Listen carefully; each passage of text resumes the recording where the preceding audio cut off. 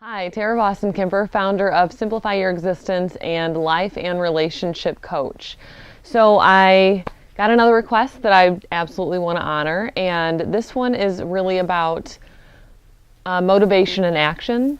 So the question was, I don't have it with me, I'm not going to read it verbatim, but basically, I know all the things I want to do. So let's be specific in terms of kind of self-care type things. So I don't know specifically if this person meant like morning routines or meditation or something like that.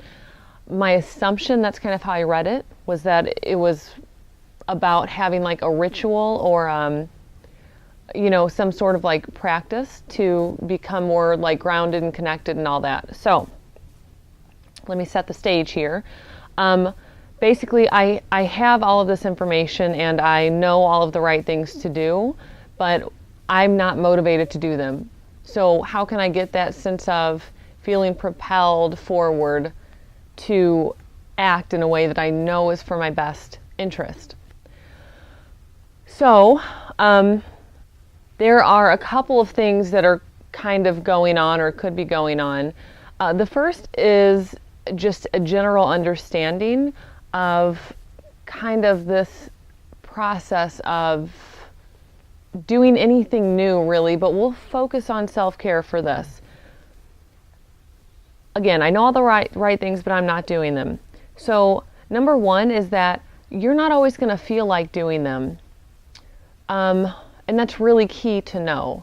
So there are going to be days you wake up and you're like, fuck this. Like, I do not want to do yoga. I don't want to journal. I don't want to meditate. I don't want to do anything. That's kind of part of getting into this daily habit, making it a habit, making it just part of your daily routine, is that you're going to go through those days. I mean, there are some days that I don't want to shower. There are some days I don't even want to brush my teeth. I just don't want to. I do, because especially hygiene and all that, but I don't feel like it. But I do it anyway, because I know that I want to be clean and I don't want to scare anybody off with some rank breath, So I do them anyway. That's what it's going to become for you, is that once you start doing these things on a consistent basis, they will become like brushing your teeth and like taking a shower and like, doing whatever else you do on a daily basis.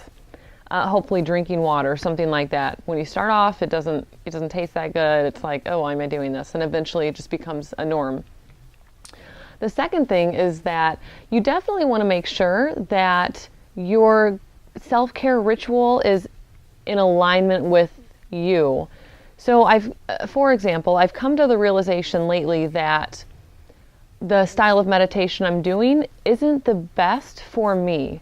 So I'm a really visual type person and I really like guided imageries, and they get me to a deeper place in terms of like a meditative practice, way more so than a mantra does, for example. So I've been trying out different types and styles of meditation to figure out what works for me. So there does need to be that kind of assessment piece. Is what I'm trying to do not actually feeling good? I hope that makes sense. I think it does. So if you're trying to do yoga, for example, but you're trying like a power vinyasa or something, maybe you're trying something like power yoga or what is it? Not Bikram yoga, the hot yoga, where you go in a yoga room and you sweat it out. To me, that would just be the worst experience ever. I really would hate that. But if I'm doing like vinyasa, or if I'm doing like a gentle flow, those are styles that really resonate with me and really get me connected and in tune with my body and my breath and all that. So I'm using a lot of my own examples here. I don't mean to glorify my experience. It's just the most real for me. So that's the second thing. So number one is you're not always going to feel motivated to do things. Even if you know exactly what you need to do, you might not have the feelings that are there. And for that, I would say just keep taking action and the feelings will follow. Number two is that making sure that your self-care practice is really in alignment with you. So just make sure that it's in alignment. And maybe it's just as simple as switching up the times that you're doing things. So if you journal, for example, or let's say you really enjoy a cup of hot tea and you've been drinking hot tea at right when you wake up, you drink hot tea. Maybe it's like the last thing you do before you leave for your morning. Maybe maybe just like subtle shifts might feel more fluid for you. So keep that in mind. The third piece, and this is more of a kind of big picture thing, I'm going to ask you, what's the significance of this practice for you? And finding that out is really, really important. So if you can figure out why you're doing the practice, and if you're comfortable with why questions, some people are like, I don't know why. Ask yourself, what is important about this? What's the significance of this? What am I getting out of it? What's my reason for doing this? Those are all getting at the why. Having that why is really important, especially whenever you reach moments like in number one, the first thing that comes up is, I don't feel like doing it. Then you have your why. You have to have your why. What does this do for me? Well, I know when I engage in self-care that I feel less anxiety and I feel more connected and I feel overall more satisfied with life. Then that's a pretty big why. I mean, those are significant things. If that's your why, then I would say, and your motivation isn't there, you have your why now. This becomes your motivation. Oh, shit, like even if I don't feel like it, I know that I get this stuff out of it, so I'm going to do it anyway. So those are just really brief, like 3 things that you want to keep in mind whenever you're, I think, engaging in any sort of new practice, whether it's, no, I'm not going to go there. In any sort of new practice, I'm just going to leave it at that. So, because you're always going to find that there are moments where you don't want to do things. That's okay. That's just par for the course. You're going to like reach that peak like, woo, I'm pumped. And then it's going to go, woo, ugh, like, do I really have to do this still? Yeah, like if you want to continue whatever practice, or if you want to continue the feelings that you're getting, or if you know your why, then you have to continue the practice. So I think this is shorter than, I don't even know what my normal is yet. So this might be a short video. I don't really have any idea.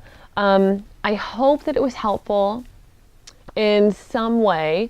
I'm going to reiterate, the first thing is knowing that there are ebbs and flows in practice. So some days you're not going to feel motivated, and that might last for even a couple weeks at a time. Just to keep going through the motions and know that the feelings will follow. 2 is to really assess whether or not what you're doing is in alignment with you. So again, maybe it's like you make really subtle shifts in your practice. Maybe it's you try a new style of a practice. Maybe it's that you drop off journaling every night and add on meditation in the morning. Maybe you're trying new things to find that balance that works for you. And the third thing is that you need to have a sense of why you're doing this. So again, questions like, what is the significance of this practice for me? What am I getting out of it? Not in a selfish way, but really, what good is it bringing to the world? What good is it bringing to my life that I can then operate from abundance rather than from lack, if that makes sense. We want to be an overflow, right? We want to be so full on the inside that we can't help but be altruistic and giving and loving and compassionate, that those are coming from a full well on the inside. So that's the third piece. Make sure you connect with the reason why you're doing something. So, hope this was helpful. I don't know if you can tell, but it's kind of like approaching dusk. So I'm going to hop off and I'm going to enjoy the nighttime because it's also spring where I'm at, getting to be spring. And so you can hear there's like frogs and toads and you can hear them at night and it's really awesome. Anyway, have a great day or evening. I will have a lovely night as well. Make sure you subscribe below to keep up to date on all the videos. Click like if you like the video. Leave comments if you have questions. Leave comments if you're like, this is shitty advice. Tell me more about blah, blah, blah. I would love to tell you more. I just need to know what you want to know about. So, again, have a great day. Tara Vossen-Kemper with Simplify Your Existence. I will see you on the next video. Bye.